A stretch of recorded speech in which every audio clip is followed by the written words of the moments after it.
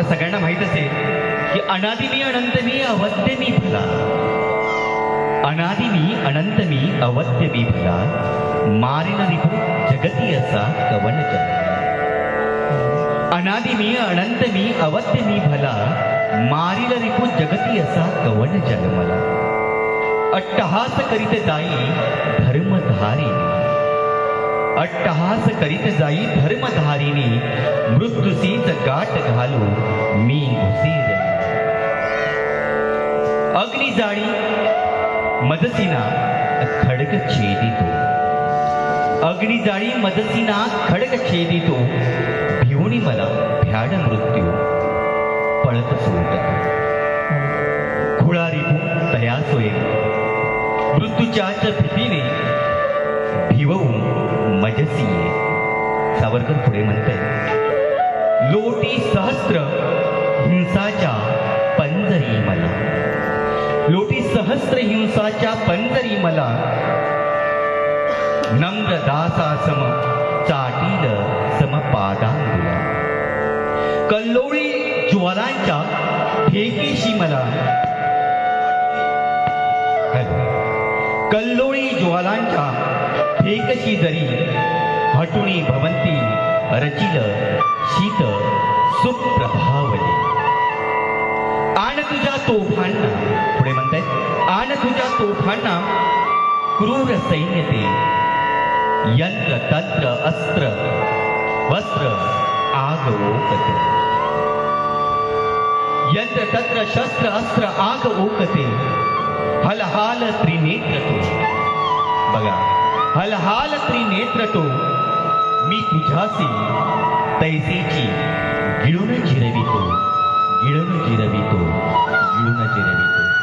स्वातंत्र्यवीर विनायक दामोदर सावरकर या ठिकाणी त्या महादेवाचा, शंभू महादेवाचा उल्लेख करतायत, जो अमृत प्राशन केल्यानंतर, विष प्राशन केल्यानंतर त्याला तो दाह होतो, त्या दाहाला गिळून जिरवण्याची ताकद त्या देवतेकडे जशी आहे, तशीच आपल्या सगळ्यांमध्ये निर्माण व्हावी याच ऊर्जेसह म्हणजे याच्या कार्यक्रमाची, सुंदर कार्यक्रमाची आपण सुरुवात करत आहोत देवतांच्या शुभ आशीर्वादानं. यासाठीच महायोगपीठे तटे भीमरत्या वरपुंडरी काय दातू मुनेंद्रे, समगत तिष्ठम समानंद कंदम परब्रह्मलिंगम भजे पांडुरंग.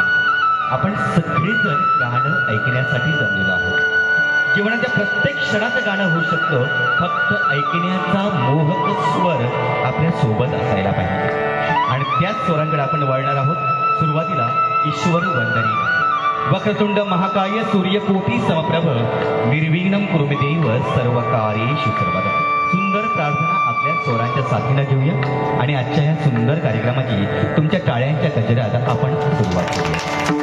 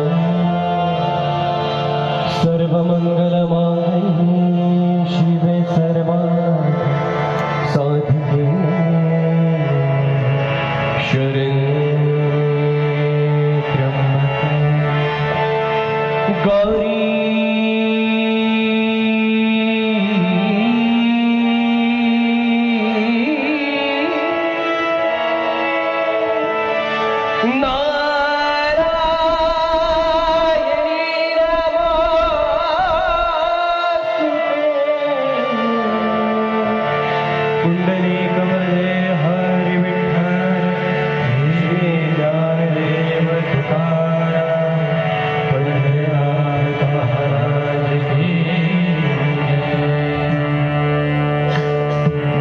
मंडळी, बघितलं तर या प्रार्थनेतून आपल्या सगळ्यांना एक मार्ग सापडतो, तो म्हणजे समर्पणाचा. अगदी गीतेचा 9वा अध्याय आपण बघितला आणि 27वा श्लोक बघितला. त्यावेळी अर्जुन कृष्णाकडे मागणी करताना कृष्ण अर्जुनाला म्हणतायत की यत् करोषि यद् रचनाशी यत् चोषि ददासि यत् तपस्येसि कौन्तेय तत् पुरुषः मदर्पण. कृष्णाने अर्जुनाला दिलेला तो समर्पणाचा तो आधार, आणि त्याच आधारामुळं अर्जुनानं धैर्यानं ती लढाई जिंकली. म्हणजे आपल्यामध्ये तेच गुण असले पाहिजे जे ईश्वरापर्यंत आपल्याला पोहोचवत आहेत. आणि खऱ्या अर्थानं समर्पण त्यातलाच एक भाग. या प्रार्थनेतून आपल्याला तेच मिळालं, आणि त्याच्या पुढची स्टेप म्हणजेच आपण श्रीमद भागवताचा 10वा स्कंद आणि त्यामधील भजनाचा उल्लेख. आणि तो भजनाचा उल्लेख अगदी आपल्याला सापडल्यानंतर वारकरी संप्रदायामधला संत तुकाराम महाराज यांचा तो मंत्र जय जय राम कृष्ण. म्हणजे मंत्राचा अर्थ तुम्हाला नंतर सांगितलं, पण मंत्र आपण घेऊन या भजनाला सुरुवात करूया आपल्या स्वरांच्या साथीने. आपल्या सगळ्यांचं स्वागत आणि पुन्हा एकदा जोरदार टाळ्या या स्वरांना आणि जय जय राम कृष्ण हरी.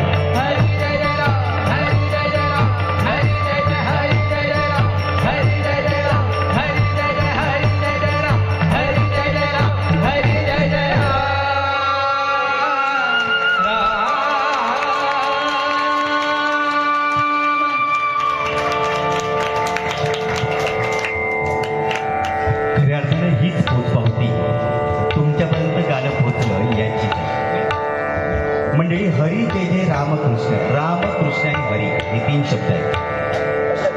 एक अद्वैताचा आपल्यामध्ये असणारं प्रतीक म्हणजेच राम, कृष्ण आणि हरी. राम आपल्याला चैतन्य देतो, चैतन्य जागृत करतो. कृष्ण आकर्षण वाढवतो आणि हरी सर्व दुःखांचा संहार करतो. तो हरी. एका वारकऱ्याला एका व्यक्तीने विचारलं, अरे बाबा रामकृष्ण हरी म्हणतोस, तुला त्याचा अर्थ तरी माहित आहे का?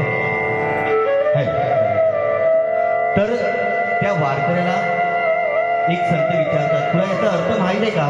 तू रामकृष्ण हरी हा मंत्र जप करतोय.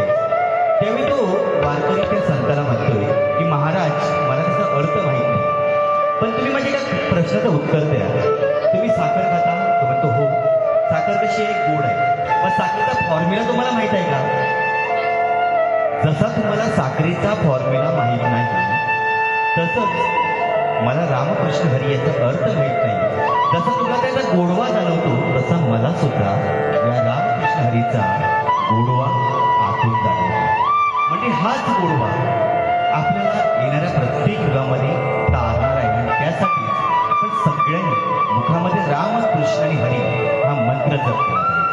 आणि हा जप केल्यानंतर आपल्या मनामध्ये एक रूप तयार होतं, ते ईश्वराचं रूप असतं. आणि त्या विठोबाच्या रूपामध्ये रूप पाहतालोचनी सुख झाले हो साधने, माऊलीचे ते शब्द आहेत. आणि रूप पाहिल्यानंतर कसं वाटतंय, ते विठोबाचं रूप कसं आहे, सावळ्याचं रूप कसं आहे, हेच जाणून घेऊया या पुढच्या रूपाच्या अभंगातून.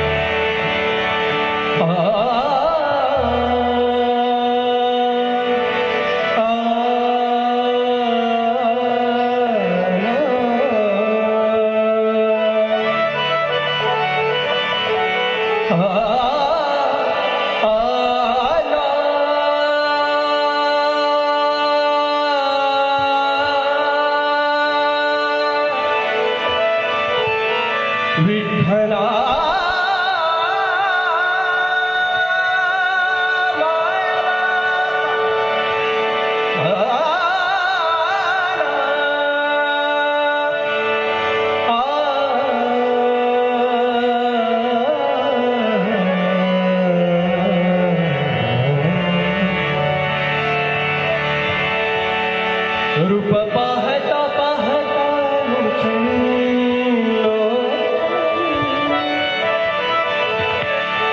रूप पाहता पाहता लुटणी सुख झाले होताले सुख सुख रूप पाहता पाहता लुटणी रूप पाहता पाहता लुटणी सुख झाले होताले साधनी सुख झाले होताले साधनी सुख झाले होताले साधनी तो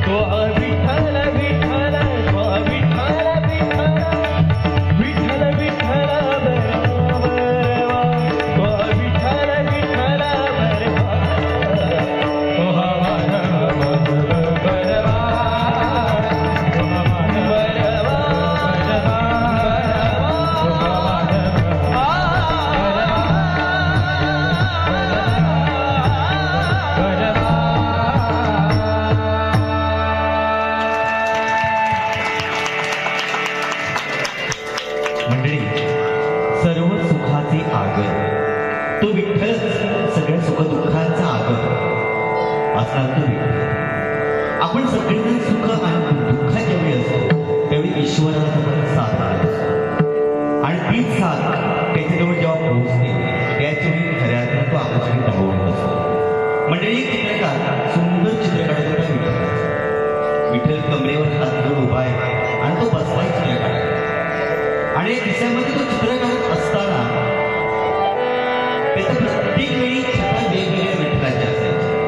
चित्रकार कंटाळला, आता काय करायचं? त्यावेळी त्यांनी येऊन त्या विठ्ठलाच्या समोर आरसा आणला.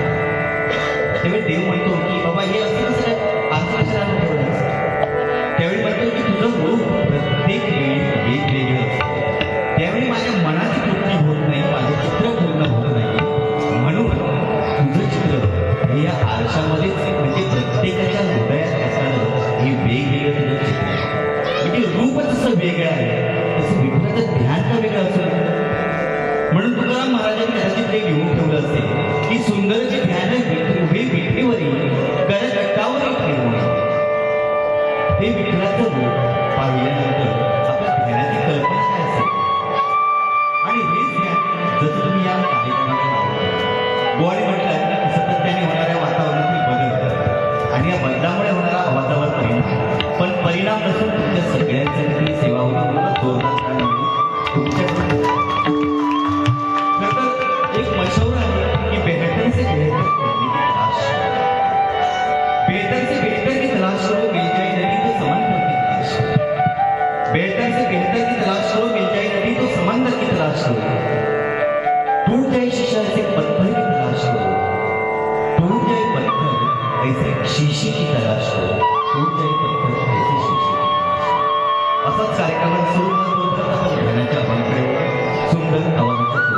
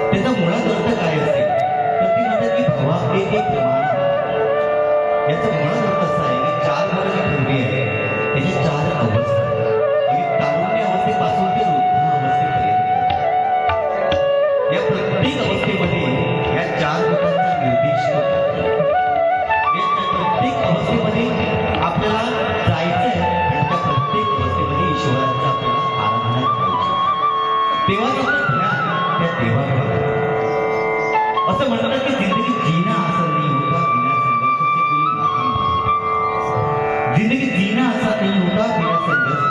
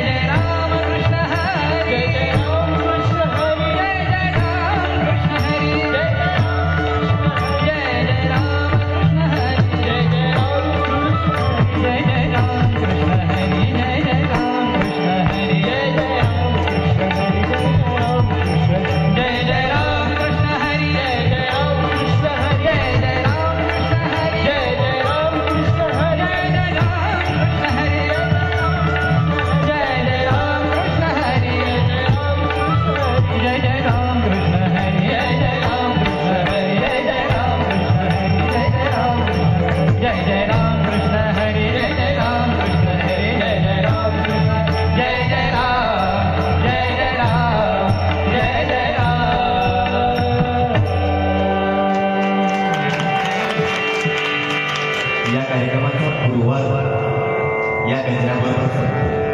पण या पूर्वार्धामध्ये आपण सगळे दर्शक श्रोतेने आनंद घेतला. त्यामध्ये खास पेशकश आलेली आहे ती संतोष साळसकर यांच्याकडून 100 रुपयाचं पारितोषिक दिलं आहे आळावारी भगवंतपण या गाण्यासाठी. त्यांचे मनपूर्वक स्वागत आणि आभार. म्हणजे आपण करारात जात असताना बघा, कद्र करने से क्या होता है तो कद्र करना सीख लीजिए. ना जिंदगी वापस आती है, ना जिंदगी में आई हुई लोग आ जाते हैं. कद्र करना सीख लीजिए, ना जिंदगी वापस आती है, ना जिंदगी में आई हुई लोग. कई बार तबीयत दवाओं से दुआओं से वो ठीक हो जाती है. तबीयत दवाओं से नहीं तो दुआओं से ठीक हो जाती है. आणि खऱ्या अर्थानं ईश्वराकडूनच आपण ही तब्येतीमुळे आणि आपल्या चांगल्यासाठी ईश्वराकडे आपण आराधना करत असतो. या उत्तरार्धात जात असताना एक सुंदर अभंग फरमाईश आपल्यासमोर सादर करणे सुंदर पैसे घेऊन आळवाने भगवंत या गाण्याचा.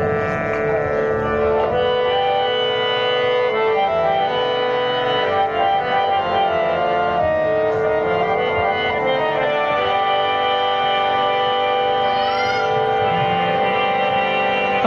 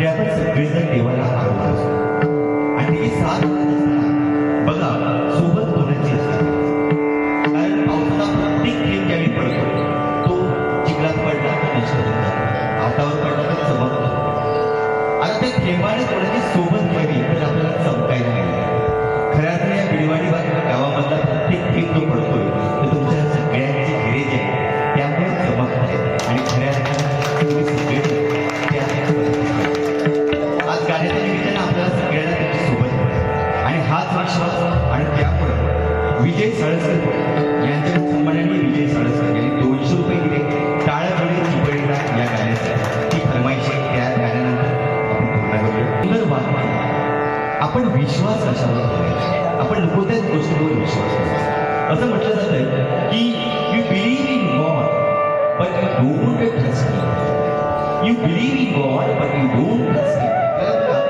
विश्वास आपण ठेवतो पण नको त्या ठिकाणी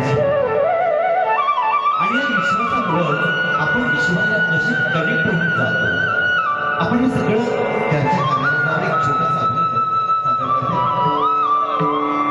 मन लागोरे लागोरे या मन लागोरे लागोरे अभंगानंतर आपण विश्वासावर व्याख्यान करूया